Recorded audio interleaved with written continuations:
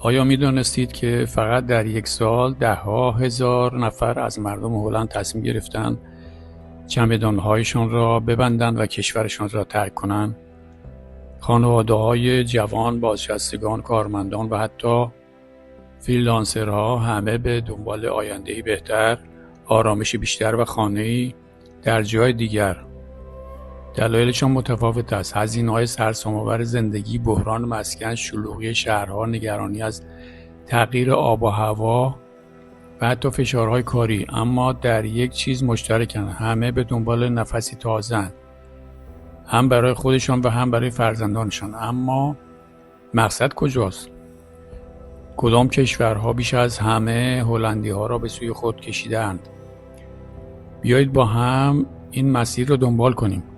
آلمان یکی از اولین گزینه‌هاست، درست آن سوی مرز.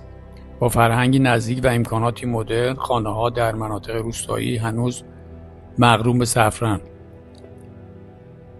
زندگی آرامتر و طبیعت همیشه در دسترسی برای خانواده‌ها و حتی فریلنسرها.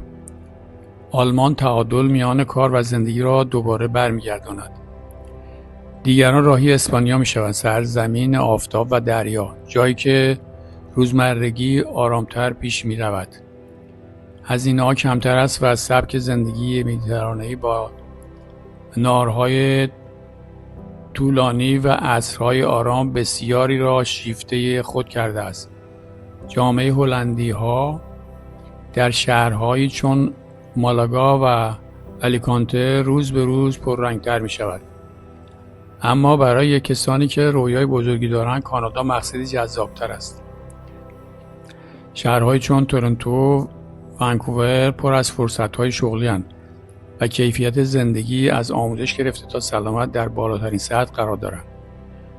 اگر کسی به دنبال امنیت و آرامش باشد، اتریش در قلب اروپا پناهگاهی مطمئن است. خیابان‌های تمیز، شهرهای آرام، طبیعت کوهستانی و نظم اجتماعی آن را به انتخابی عالی برای خانواده‌ها و بازنشستگان تبدیل کرده است.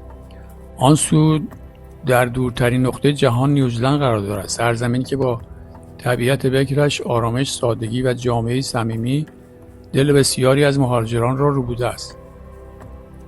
خانواده‌ها این کشور را بهشتی امن برای رشد کودکان می‌دانند. در شمال اروپا، سوئد با فرهنگ سبز و پایدار، خانه‌های مدرن به صرف ارزش‌های خانوادگی‌اش، مقصدی محبوب برای کسانی است که می‌خواهند سبک زندگی آرام و آگاهانه را تجربه کنند. اما اگر بخوایم از اروپا فاصله نگیریم، فرانسه همیشه در صدر انتخاب‌ها قرار دارد. با روستاهای زیبا، غذاهای لذیذ، فرهنگ عمیق و خانه‌های بزرگ و ارزان‌تر، و در مناطق روستایی بسیاری از هلندی‌ها در این کشور همسایه به دنبال زیبایی و سادگی دوباره اند. پرتغال هم در سالهای اخیر ستاره‌ای درخشان شده.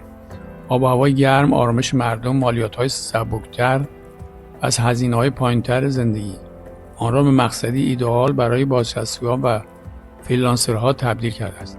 در شمال اروپا، نروژ با طبیعت بکر و اقتصادی قوی انتخابی رویایی است. جامعه‌ای که خانواده و زندگی شخصی را بر کار مقدم می‌دارد، آینده روشن برای کودکان فراهم می‌کند. اما شگفت‌انگیزترین انتخاب آفریقای جنوبی است، کشوری دور اما با فرهنگ نزدیک، زبانی شبیه به هلندی، خانه‌های بزرگ و ارزان، طبیعتی مسحور کننده و سبک زندگی پر از آزادی.